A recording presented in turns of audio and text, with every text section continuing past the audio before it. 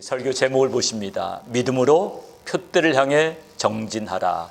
한번 따라서 해보시기 바랍니다. 믿음으로 표대를 향해 정진하라. 오늘 이런 제목으로 함께 은혜 나누길 원합니다. 저는 느헤미야서를 강의하면서 많은 것들을 다시 깨닫고 있습니다. 특별히 느헤미야에서 본받을 것은 바로 소명의식입니다. 우리 첫 번째 대지를 이렇게 보시면은 하나님을 믿는다면 응답하라. 하나님을 믿는다면 응답하라. 소명의식을 가져라. 응답하라 2016. 어디서 좀 따온 것 같죠? 응답하라 2016. 성도들아. 그럼 우리가 정말 하나님을 믿는다면 하나님의 부르심에 응답해야 됩니다. 이게 신앙입니다. 여러분, 아무리 하나님께서 나에게 힘든 거 시킨다 할지라도 하나님은 나를 축복하시기 위해서 부르셨다는 것을 기억하면서 응답하는 것이, 부르심에 우리가 순종하는 것이, 그것이 믿음의 첫 걸음입니다. 느헤미야는 사실 얼마나 좋은 생활을 하고 있었습니까? 부귀영화가 그에게 주어져 있었습니다. 하나님의 응답하심에 그는 그걸 내려놓고 예루살렘까지 달려오게 된 겁니다. 바로 이것이 중요합니다. 내가 안 해도 딴 사람이 하겠지. 그러면 어떤 일이 벌어질까요? 정말 내가 안 하면은 누가 하겠습니까? 딴 사람이 합니다. 그런데 내가 주님 앞에 섰을 때 나는 어떤 대우를 받을까요? 뭐라고 하실까요? 우리 주님께서 잘했다, 착하고 충성된 종아 하시겠습니까? 아니면 어떻게 말씀하시겠습니까? 항상 게으른 거 앞에는 뭐가 붙는다고요? 악하고 게으른 종아, 내가 너를 불렀건만 너는 왜 응답하지 않았냐? 그러니까 우리가 신앙생활을 잘하는 첫 번째 비결은 응답하는 거예요. 하나님이 부르실 때 능력이 되든 안 되든 정말 환경이 어떻든 간에 응답할 때 하나님 우리를 축복하실 줄로 믿습니다. 우리는 사도 바울에게서 소명의식을 본받아야 됩니다. 우리 고린도전서 9장 16절 같이 한번 읽어봅니다. 고린도전서 9장 16절 그 다음 화면에 같이 한번 읽어봅니다. 시작. 내가 복음을 전할지라도 자랑할 것이 없으면 내가 부득불 할림임이라. 만일 복음을 전하지 않으면 내게 화가 있을 것이미로다. 얼마나 열심히 복음을 전했습니까? 그러나 그게 뭐라고요? 부득불 할림임이라. 하나님이 나를 부르셨기 때문에 내가 당연히 해야 될 일이라는 거죠.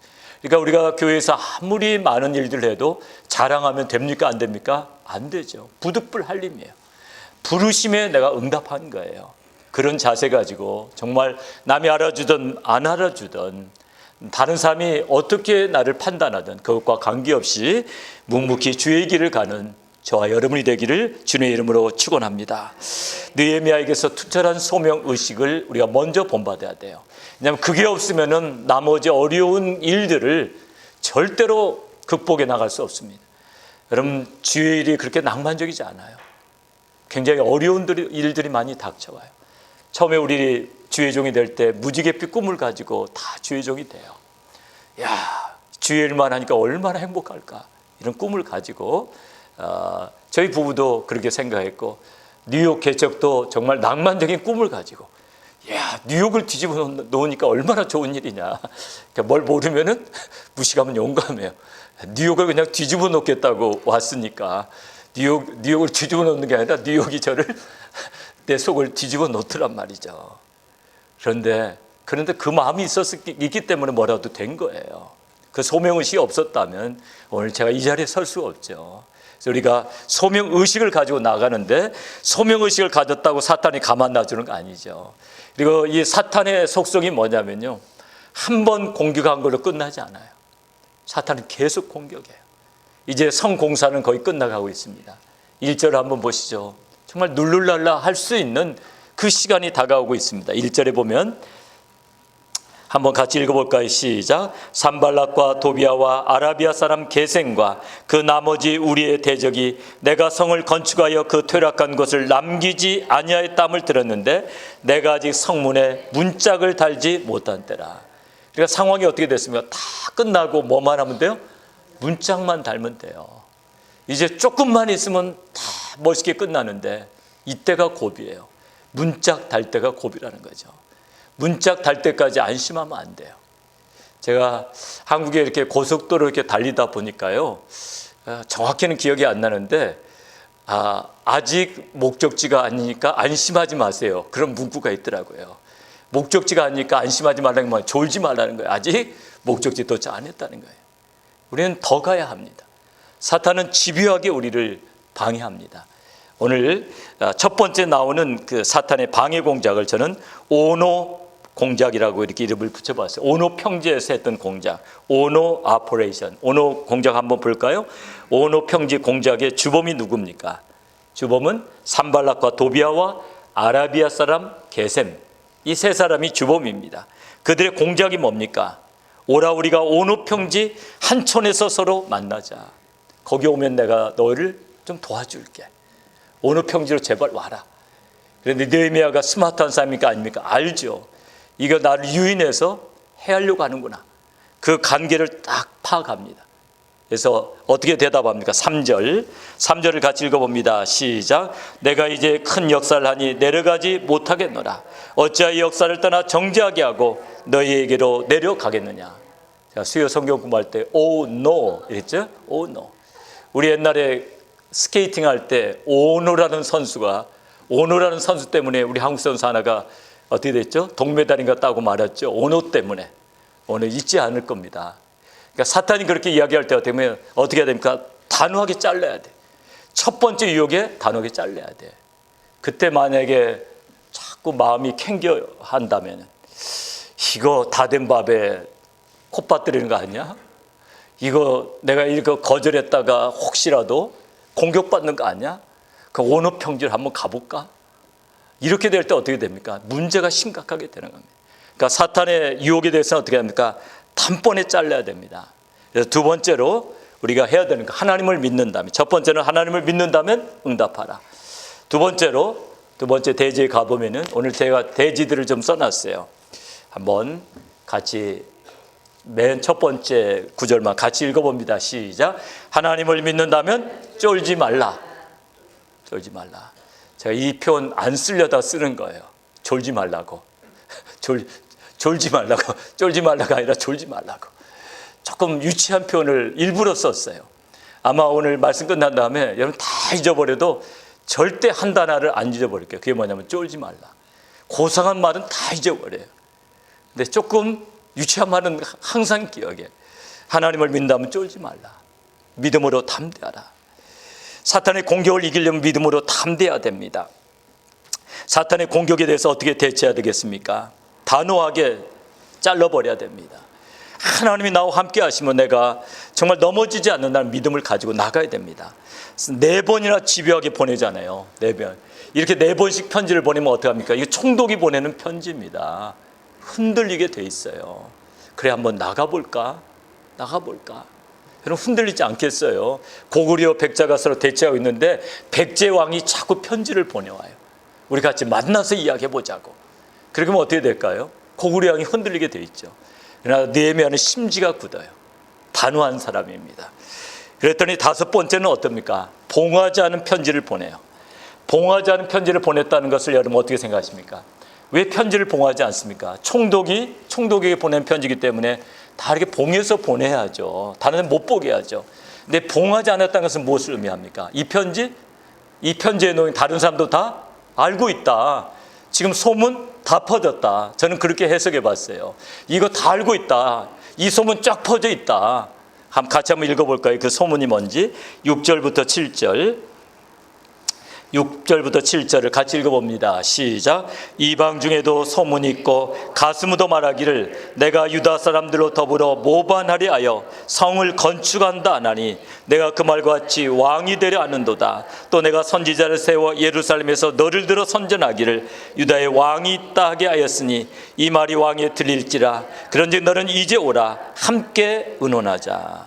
여러분 소문 무서워요. 예를 들어서 정박라면이 있다고 해보자고요. 그래도 만만한 게 제 이름 따야지 안 걸리지. 정박라면. 근데 정박라면이 엄청나게 잘 팔려요. 경쟁회사에서 이거 어떻게 무너뜨리냐.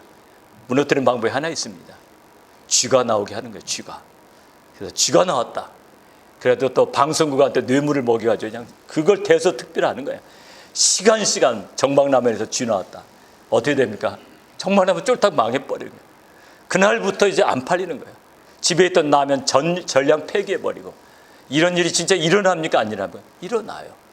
여러분, 우리 이조 시대의 그 역사를 보세요.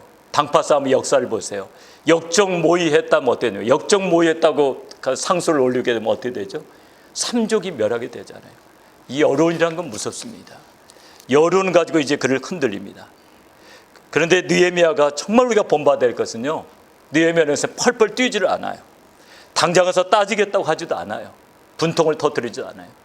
만약에 그랬다면 느헤미야는 지는 거예요. 더 침착해져요. 8절에 이렇게 이야기하고 있습니다. 8절에 이렇게 이제 편지를 씁니다. 너의 말한 바 이런 일은 없는 일이요 내 마음에서 지어낸 것이라. 대적이 별소리를 다해도 흔들리지 않습니다. 이게 바로 느헤미야의 정말 심지가 굳은 그런 자세입니다. 9절을 한번 보시죠. 9절 같이 화면 보시고 읽어봅니다. 시작.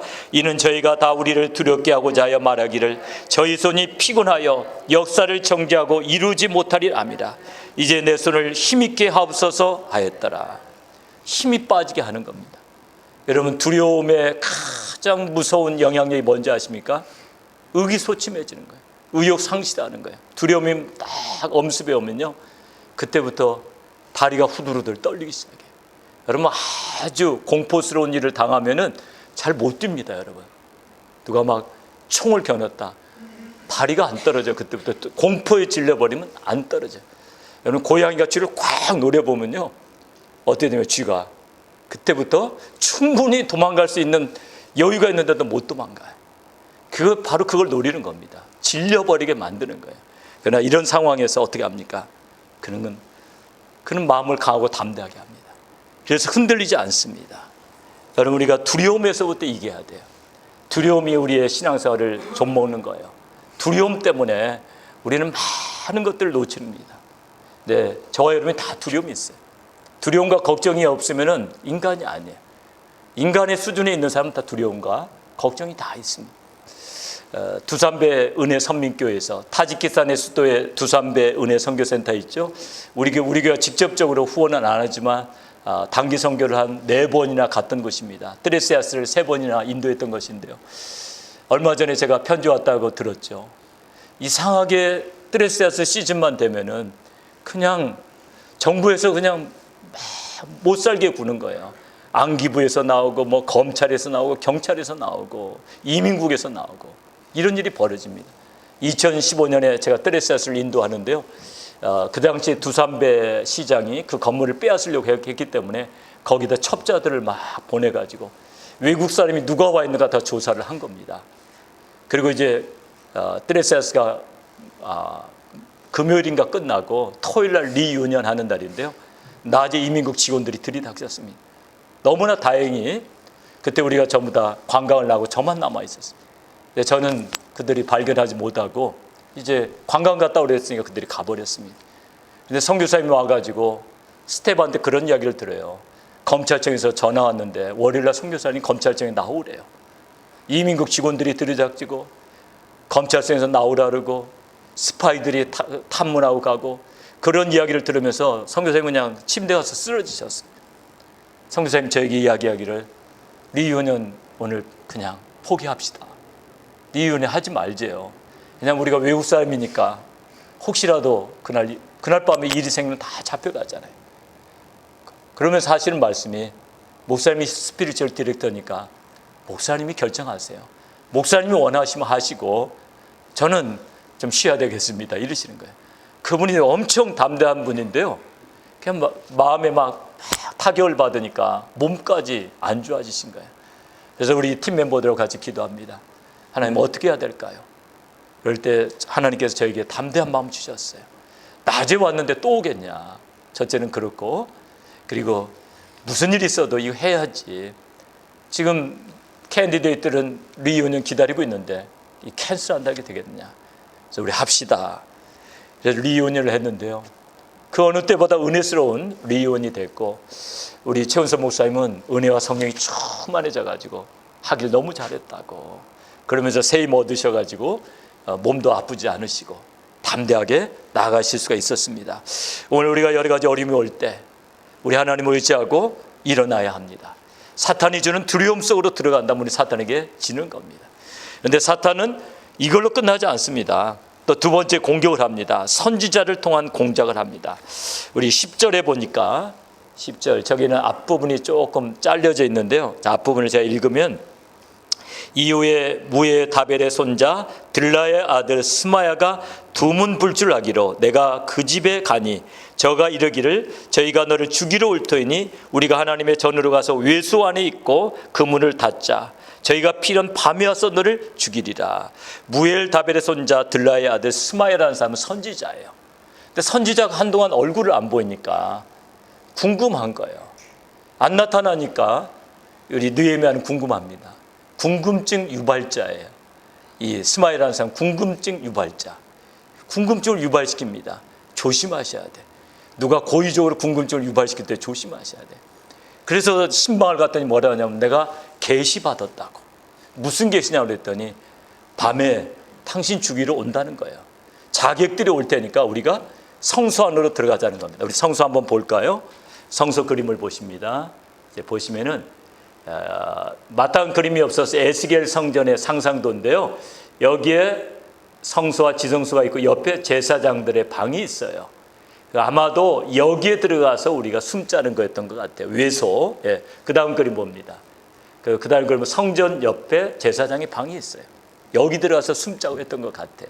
근데 만약에 느헤미야가 여기 들어가서 숨는다면 무슨 일이 벌어질까요? 이 방은 누구만 들어갈 수가 있습니까? 이 성소라는 것은 누구만 들어갈 수 있어요? 제사장만 들어가야 되는데 일반인이 들어가잖아요. 그렇기 때문에 법을 어기는 겁니다. 법을 어기는 거고 그 다음에 어떤 일이 벌어질까요? 느헤미야는 비겁자라고 대적이 두려워서 성소에 들어갔다 숨었다고 할 겁니다. 느헤미야는 이때 담대하게 이야기합니다. 오늘 그 중요한 게 그겁니다. 그 성소에 들어가자고 할 때 11절에 이렇게 얘기합니다. 나 같은 자가 어찌 도망하며 나 같은 몸이면 누가 외소에 들어가서 생명을 보존하겠느냐. 나는 들어가지 않겠노라. 담대합니다. 자객들이 온다고도 나는 두렵지 않다는 겁니다. 그런데 오늘 본문을 계속 읽어보면은 이렇게 하는 이유가 뭡니까? 느헤미야를 두렵게 하기 위하여 14절에도 느헤미야를 두렵게 하기 위해서 그들이 서로 짜고 이런 계략을 꾸미는 겁니다.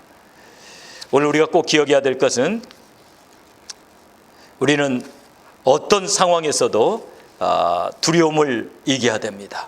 그래서 세 번째로 하나님을 믿는다면 우리가 믿음으로 두려움을 이기고 끝까지 달려가야 됩니다. 세 번째, 하나님을 믿는다면 끝을 내라. 한번 따라서 해보시기 바랍니다. 하나님을 믿는다면 끝을 내라. 끝까지 달려가는 자가 최후 승자입니다. 중요한 건 그거예요. 끝까지 달려가서 승리하면은 사단이 전부 다 이제 쓰러지고 마는 겁니다. 그래서 우리가 중요한 것은 끝까지 달려가는 거예요. 느헤미야가 이 사탄의 어떤 유혹에도 굴하지 않고 성벽 공사를 마치니까 어떻게 됩니까? 대적들이 전부 다 어떻게 했다고요? 낙담했다고 되어 있어요. 중요한 것은 끝을 내는 거예요. 수많은 복병들과 대적들이 우리를 믿음의 역사에서 벗어나게 하려 할 때에도 표태에서 눈을 떼지 않고 정진해 나가는 겁니다. 누가 말도 안 되는 시비를 걸어와도 평정을 잃지 말고 동역자들과 더불어 기도하면서 나가는 거예요. 우리 사도 바울에게서 본받을 게 뭘까요? 매맞고 헐벗고 굶주려도 주의 길을 가는 거예요. 때로는 돈이 다 떨어지면 일하면서 또 다시 주의 길을 가는 거예요. 여러분, 복음성가 중에서 참 아름다운 복음성가가 하나 있습니다. 비바람이 앞길을 막아도 나는 가리 주의 길을 가리. 눈보라가 앞길을 가려도 나는 가리 주의 길을 가리. 이 길은 영광의 길, 이 길은 승리의 길. 나를 구원하신 주님이 십자가 지고 가신 길. 나는 가리라 주의 길을 가리라. 주님 발자취 타라 나는 가리라. 나는 가리라 주의 길을 가리라. 얼마나 아름다운 찬양입니까? 근데 사실은 누가 조금만 태클을 걸어도 우리는 그냥 거기서 그냥 주저앉을 때가 있어요. 아무것도 아닌 한마디. 누가 그냥 딱 한마디 했는데 그냥 마음이 싸늘하게 식어버릴 때가 있어요. 조심하셔야 돼요. 사탄의 태클을 조심하셔야 돼요. 우리가 정말 믿음의 경주에서 승리하기 위해서는요, 사탄이 어떤 태클을 걸어와도 우리는 어떻게 하니? 그 이겨내야 돼요. 믿음의 경기는 어떤 면에서는 풋볼 경기와 같다. 처음 미국 왔고 풋볼 이렇게 경기 보니까 아무 재미도 없는 거예요. 조금 나가려고 그러면 막 우르르 달려와서 전부 다 그냥 거기 붙들어 버리고, 아니 신사적으로 해야지 이게 뭐냐, 맨날 붙잡고. 그런데 나중에 룰을 알고 보니까 진짜 재밌는 게 풋볼이에요. 이야, 이거 풋볼 너무 재밌다. 나중에 그렇게 된 거예요. 그런데 풋볼 볼 때마다 안타깝잖아요. 조금 나가려고 하면 어떻게 합니까? 대적들이 우르르 달려와서 그냥 전부 다 엎어버리지 않습니까? 어쩌면 우리의 신앙 경주가 그런 것 같아요. 근데 풋볼 경주와 신앙의 경주에 결정적으로 다른 점이 있어요. 뭘까요? 그거 오늘 찾아내셔야 돼요. 풋볼 경주와 신앙의 경주의 결정적인 차이점. 우리의 신앙의 경주에는요, 우리가 알지 못하는 선수가 같이 뛰어요. 보이지도 않는 선수가 뛰어요. 그가 누굴까요? 천사입니다. 하나님이 보내시는 경주자가 있어요. 때로 우리가 힘들어서 하나님 앞에 기도할 때 우리는 알지 못하지만 어느새 천사가 와 있어요. 어쩌면 여러분의 인생길에서 여러분 분명히 죽을 뻔한 고비였는데 구사의 세월로 살아난 적이 있을 거예요. 그때 천사가 개입되었을 거예요. 분명히. 얼마 전에 우크라이나 갔을 때도요, 반문전 하다가 우리 남목사님이 반문전 이렇게 우리 싣고 가다가 차가 막 돌았습니다. 근데 정말 종이 한 장 차이로 우리 살아났어요. 아슬아슬. 그 후로는 아무도 졸지 않았고, 그 후로는 선교센터 도착할 때 아무도 아무 말도 하지 않았다. 얼마나 놀랐으면. 근데 그때 느낀 게 종이 한 장 차이로 살게 하신 분이 누군가. 정말 아찔한 순간이었죠. 우리의 신앙 경주에는 하나님이 함께 하신다는 것, 우리만 가는 경주가 아니라는 것, 우리와 함께 하시는 그 하나님. 여러분, 다윗이 골리앗을 물맷돌 가지고 맞췄는데요, 다윗이 진짜 그렇게 물맷돌의 명수입니까? 그럼 뭐 전쟁 나갈 때 물맷돌만 가져가지 칼은 왜 갖고 가요? 물맷돌 10,000개 갖고 나가자면 팍 돌릴 거 아니에요. 저는 분명히 믿기로는 다윗의 실력으로 맞춘 게 아니라 거기에도 분명히 다른 선수가 개입되었을 거다. 물맷돌에. 물맷돌 날아갈 때 천사가 함께 하셨을 거다. 그게 믿는 거예요. 우리의 믿음의 경주에는 우리와 함께 하신 분이 있습니다. 여러분, 역대하 20장에도 보면 암몬과 모압과 세일산 거민들이 연합해서 유다를 칩니다. 3개국이 치니까 이게 서로 적수가 안 되잖아요. 여호사밧이 하나님 앞에 간절히 기도했더니 하나님께서 걱정하지 마라. 내가 너희와 함께 하리라. 그리고 어떤 일이 벌어집니까? 암몬과 모압이 세일산 거민들을 먼저 칩니다. 그런 다음에 암몬하고 모압이 서로 싸워가지고 서로 죽습니다.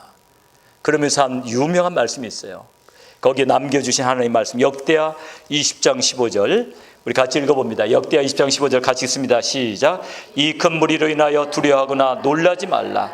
이 전쟁이 너에게 속한 것이 아니요 하나님께 속한 것이니라.